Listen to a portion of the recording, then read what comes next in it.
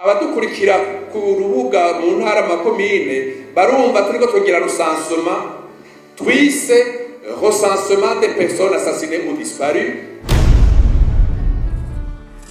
Turiko tugira recensement twise recensement des personnes assassinées ou disparues.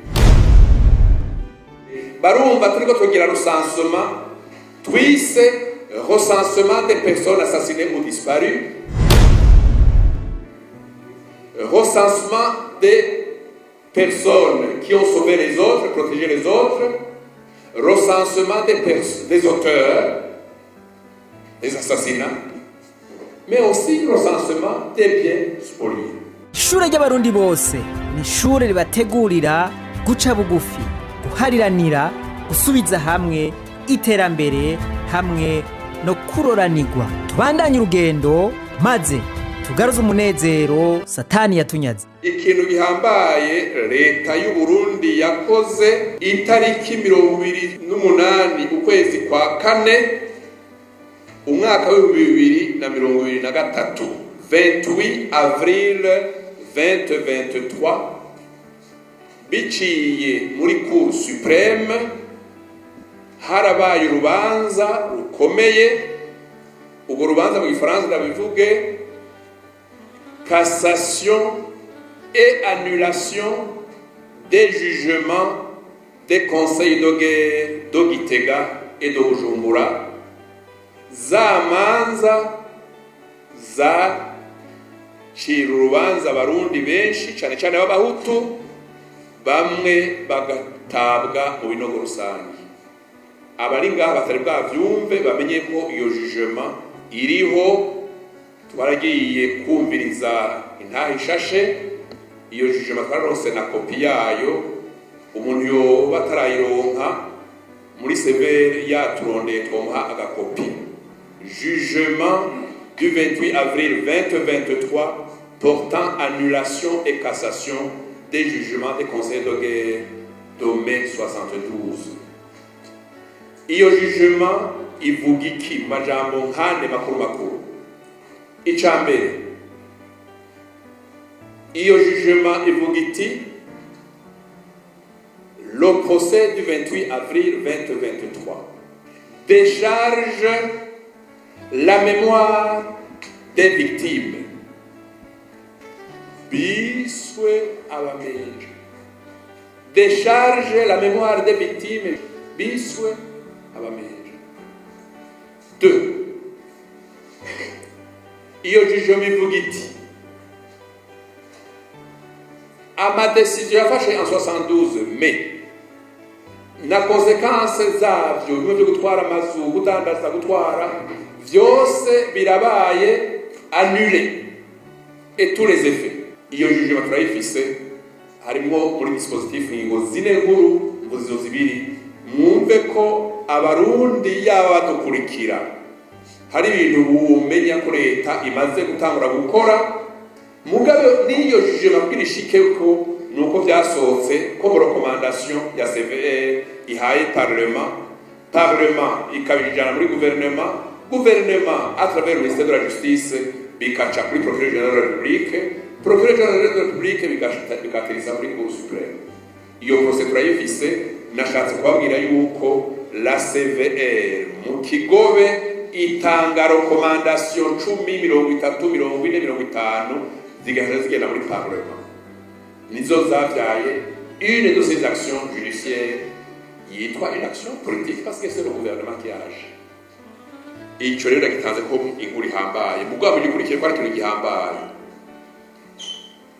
Umuco wa kabiri, ababuze, abishwe, harabishwe bagatwabwa n'ibintu. Tubwe twisa mu Gifaransa les biens spoliés pendant les crises cycliques du passé. Abadukurikira ku rubuga mu ntara makomine barumva turiko tugira recensement twise recensement des personnes assassinées ou disparues, recensement des personnes qui ont sauvé les autres, protégé les autres, recensement des auteurs, des assassinats, mais aussi recensement des biens spoliés. ikintu ngoma mvuge kandi gihambaye. Nama mvuga kuri uyu mugwi wa severe. Mugabo ndawuvuze ko ibintu bica bitangura guhinduka, abantu bagatangura kuvuga yuko ndi umwasi w'igihugu katwa. Umviriza namwe iki kintu kirahambaye cyane. Muri CVR bariko bagira rusansuma yiki barumva turiko tugira rusansuma twise recensement des personnes assassinées ou disparues. Voilà, bariko bagira rusansuma y'abantu bishwe abandi bakabugwa irengero. Aka kantu karahambaye cyane. Mbega ivyo vyarabaye? Ego cyane vyarabaye. Vyakogwa nande? Vyakogwa na leta y'ico gihe. Vyakogwa na leta yo mu mwaka w'igihumbi 1972. Banze mwumvirize agakwirikira ico ngomba kuvuga, ndakivuga gaheze. Recensement des personnes qui ont sauvé les autres, protégé les autres.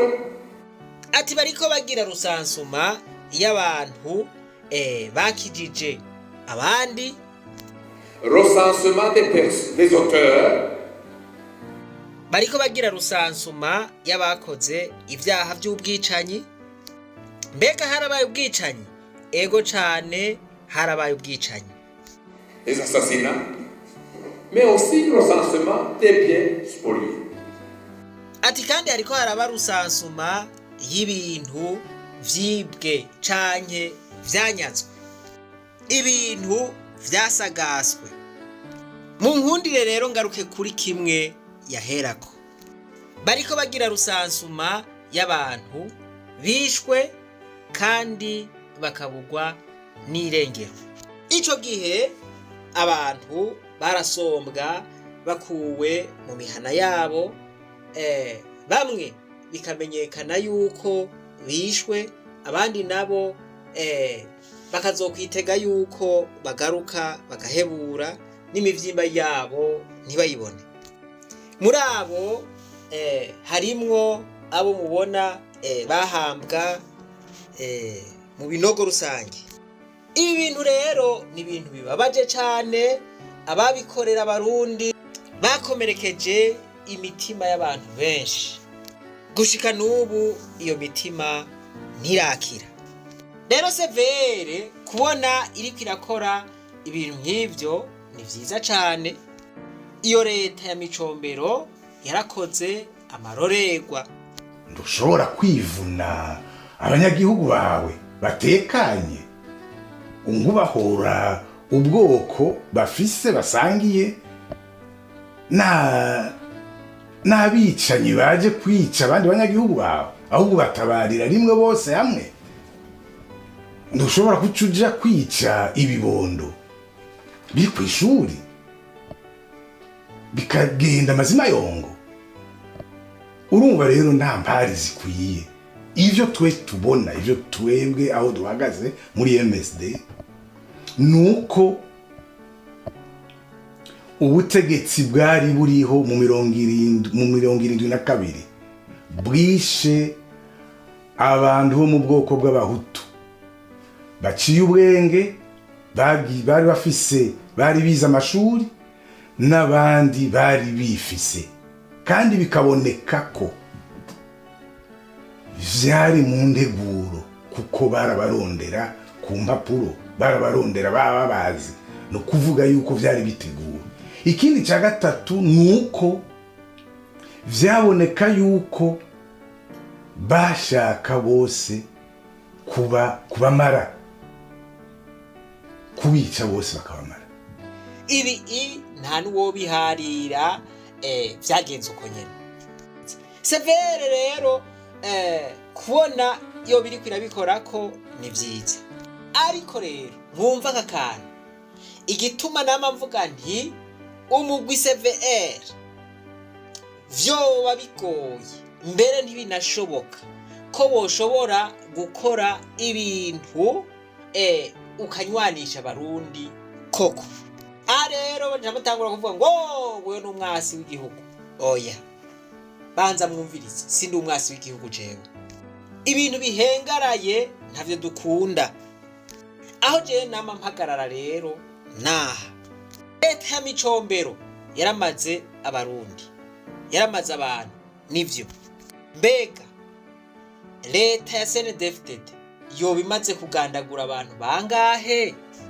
Abantu bamaze kubugwa irengero kuva CNDD-FDD ishitse ku butegetsi boba ari bangahe? Nivyo ivyabaye 72 birababaje, ariko abariko barapfa ubu nabo bakabugwa irengero, abandi bakicwa, voilà, abo nabo bazoca babazwa nde? Mbega ko bariko baratohoza ivyabaye 72, ibi bintu biriko birakorwa n'ubutegetsi, kandi uyu mugwi ukaba washizweho n'ubutegetsi, bukaba bwawushizeho uko bugomba. Mbega abantu bo muri CVR ibi vyaha vyakozwe n'ubutegetsi bwa CNDD-FDD bazovyubahuka? Kuko nivyo 72 hapfuye abantu benshi bapfira icarimwe, mugabo ubu naho murabona yuko abantu bagenda buke hamaze gupfa benshi, abandi babugwa irengero.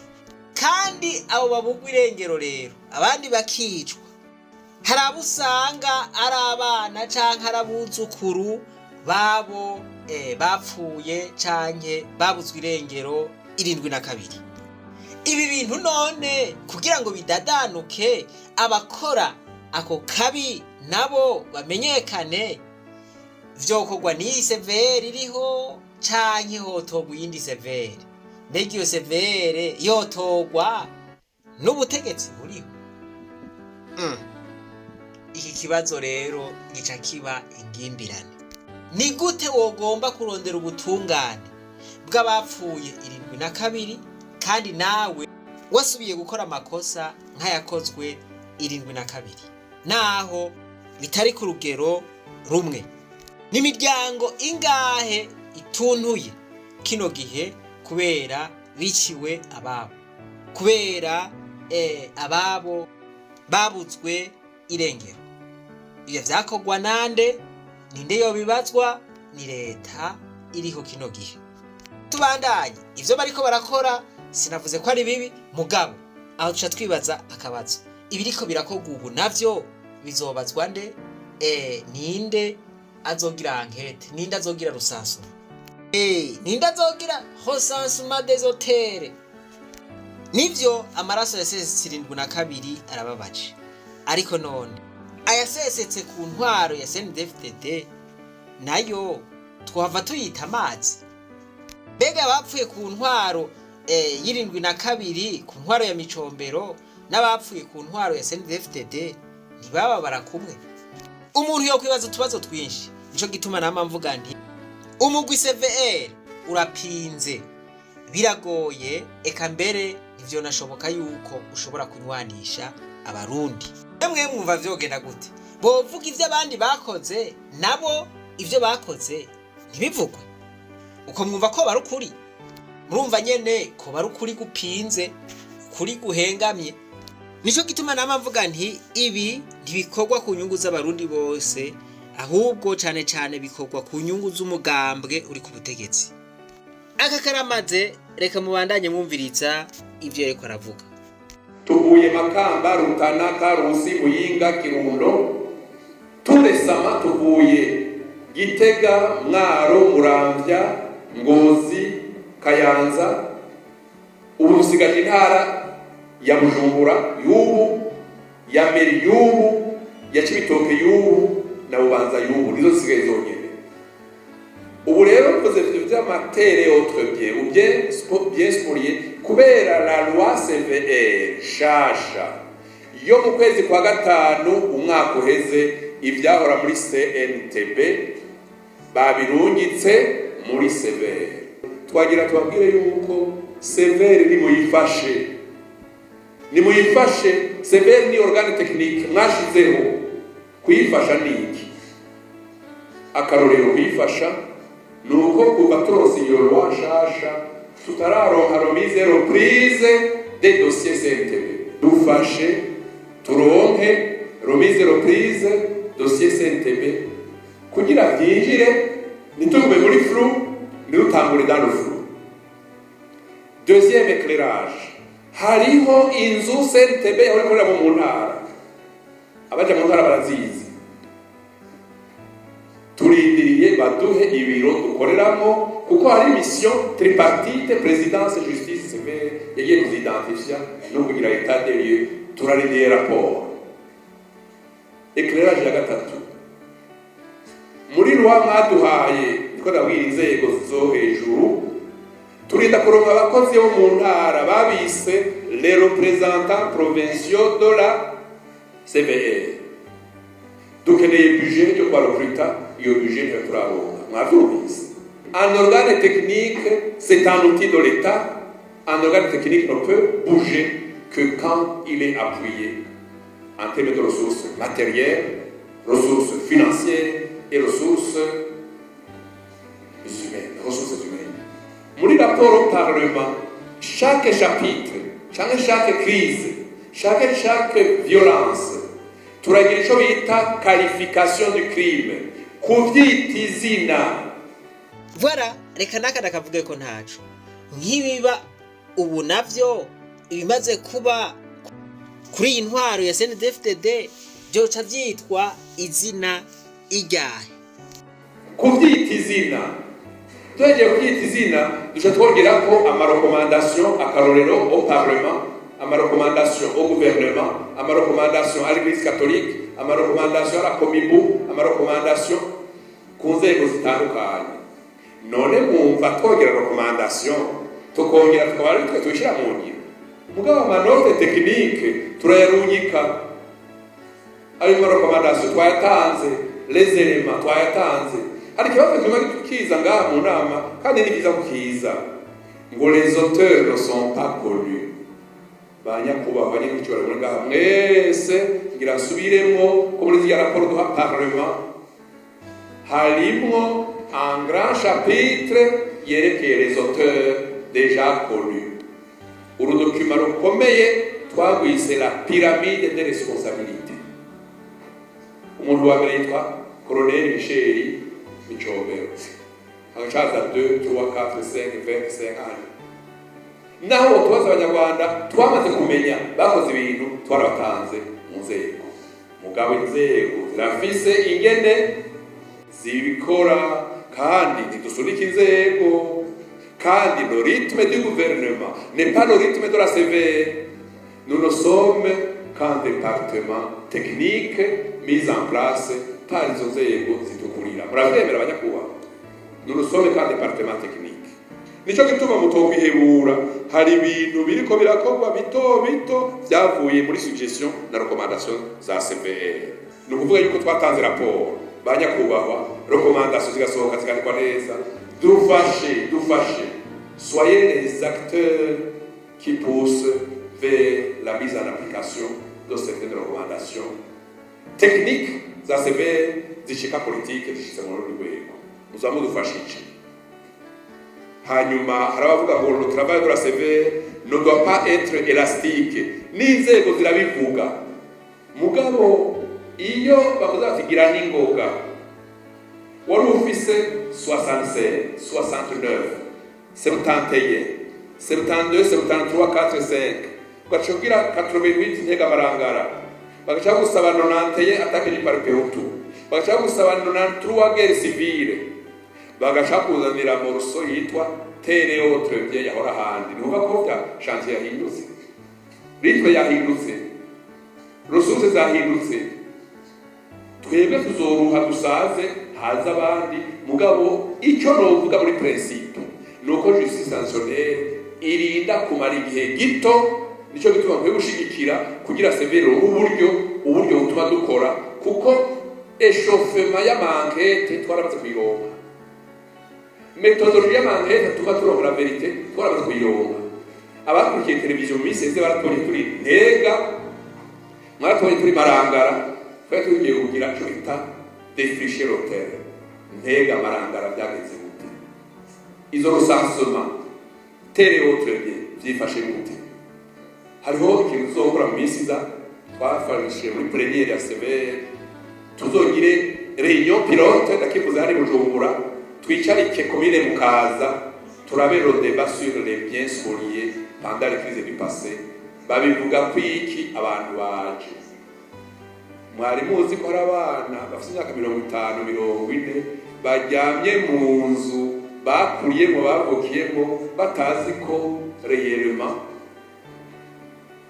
atari wabo bariko barabimenya uwo munsi turafite échantillon de documents les biens saisis à Rohero 1 2 les biens saisis à Nyakabiga Bube Buyenzi zimwe zikiri en litige n'izindi zamaze gusubizwa n'izindi zagurishijwe 6-18 aha rero muzoje muri deba muyinjiremo mumenye icyo bita le propriétaire légal légitime et le possesseur d'un bien baratandukanye le propriétaire légal légitime et le possesseur kubera iki tuvuga icyo kintu nuko inzu ifise historique no muri voisinage baravuga yuko haba sekuru wa François Xavier apfuye hasigaye abana biwe baragurisha ikimanyu kubera baronse témoignage du voisinage inzu ifise historique dans les documents ufise titre gusa idafise ibindi vyitwa annexe utoshire ko bwende interrogation la justice transitionnelle est au service des victimes d'abord yabivuze neza pasteur Eli mugabo bavuze d'abord nuko la justice transitionnelle ntiyibagira aussi les auteurs les tueurs parce que nabo barafise ico abapsikologe bita le traumatisme de la mort le traumatisme de la mort mbega nta bantu bishe muzi bagenda baragira gutya mwibarabara kubera banigishije umugozi abantu nta bantu bishe muzi batakivuga babayibingiye il faut les traiter parce qu'il faut traiter aussi toutes les victimes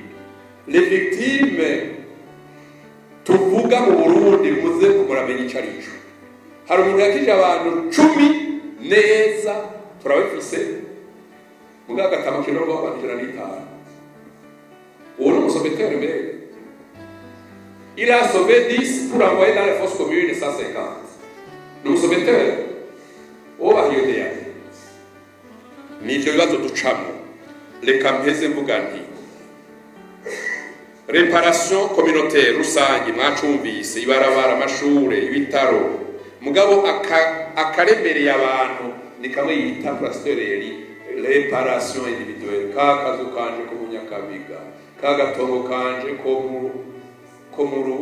mu Rusengo ko mu Kinama yanzu yanje yo mu Buyenzi yanzu yanje y'Ingozi nivyo dufashe reka mpeze vuga ko ibyo mwavuze byose byumvikana pasteur Setting Nkeshimana mengo niko yavuze no repetition que prévoit la sévère mudashigikiye sévère muri ibi mwayitumye iriko irasohora ngo mubirekupere namwe mube des acteurs de la réconciliation soyez des acteurs de la réconciliation soyez des acteurs du changement aho mukorera ntabyo tuzoshobora mutarekupeye certains chantiers twamaze gutora qui deviennent des actions dans la communauté dans la province dans la commune kugira ngo habe un organe technique il faut couvrir la vérité namwe muyirekupere muyigishe muyisabikanye